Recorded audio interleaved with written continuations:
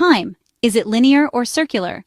The question might sound like the opening line of a sci-fi movie, but it's actually one of the oldest philosophical and cultural debates humanity has wrestled with.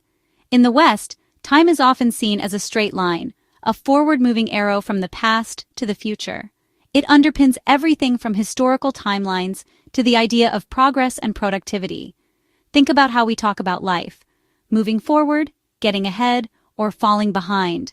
Western society, shaped heavily by Judeo-Christian thought and Newtonian physics, sees time as absolute, measurable, and irreversible.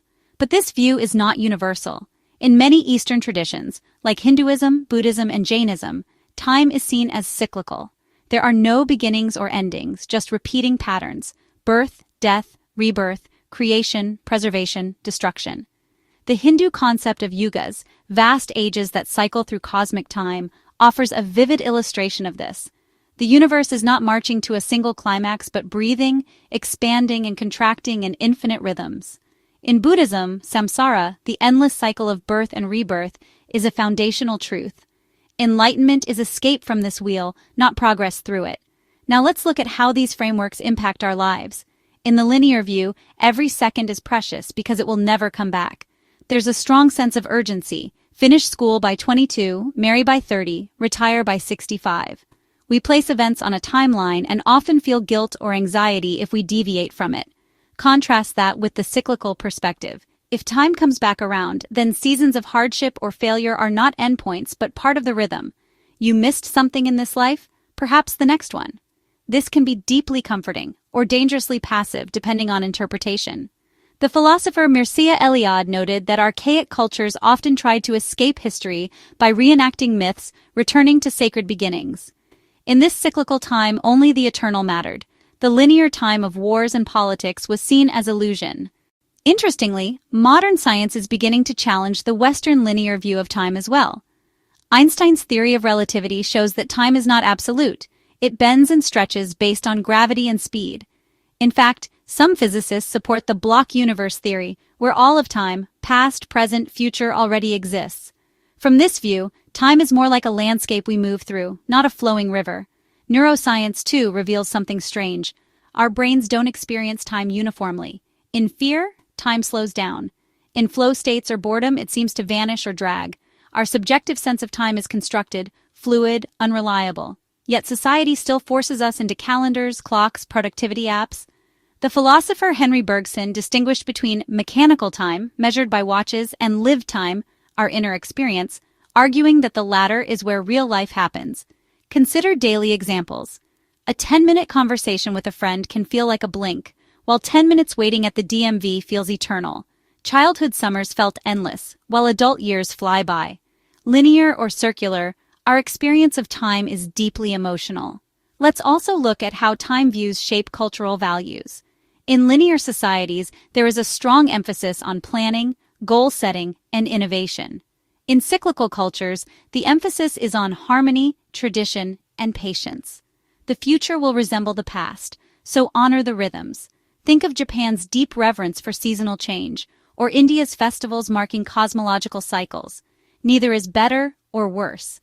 Each has gifts, but problems arise when one dominates. Overly linear views can lead to burnout, anxiety, and a sense of irreparable failure. If time is a race, then you're always behind someone. Overly cyclical views can foster fatalism or stagnation. Why change if everything returns? Even the world's great religions reflect these tensions. Christianity largely follows a linear timeline: Genesis to Revelation, fall to redemption, history with a purpose. But within it, you find echoes of the cyclical: Easter's death and rebirth, or the liturgical year cycling through sacred seasons. Islam balances both. The Day of Judgment suggests a linear end, but the 5 daily prayers and lunar calendar embody rhythmic cycles. Judaism treasures memory and future promise, a kind of sacred line across time. Meanwhile, Hinduism openly embraces cycles not just in personal life through reincarnation, but in cosmic history. The Mahabharata and Ramayana may be thousands of years old, but they are timeless because they recur, in spirit, if not in detail. This opens up another idea. Maybe linear and cyclical time aren't opposites. Maybe they're layers, a spiral, not a line or a loop. We go through cycles, seasons, emotions, lessons, but we are not exactly the same each time. Each winter is different. Each heartbreak changes us. This is reflected in many indigenous traditions as well. The Navajo concept of Hojo involves harmony with cycles, yet also growth through ceremony. African traditional religions often see time as ancestral, a spiral connecting the living and the dead in sacred continuity. Even modern psychotherapy hints at this. Carl Jung spoke of individuation as a spiral process. We revisit core wounds at deeper levels of awareness. Healing isn't linear. It loops, deepens, expands. What if time isn't either or but both and?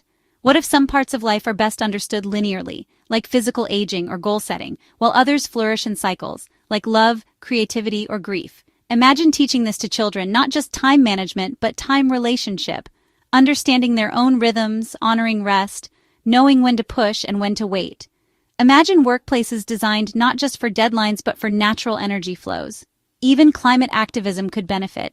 Seeing history linearly reminds us that we must act urgently. Seeing nature cyclically reminds us what we're preserving. We are beings trapped in time, yes, but also gifted with the ability to reflect on it, to see patterns, to choose meaning. Perhaps the ultimate freedom is not escaping time, but dancing with it, sometimes forward, sometimes around, always aware. As the poet Rainer Maria Rilke wrote, time is not a line, but a series of now points. And as the Bhagavad Gita reminds us, there never was a time when I did not exist, nor you, nor all these kings, nor in the future shall any of us cease to be. Time, then, may be the greatest mystery, and the most intimate. Whether you believe it loops or marches, whether you chase it or flow with it, it holds the raw material of every joy, every loss, every breath you've ever taken. Linear or circular, time is the canvas of being human.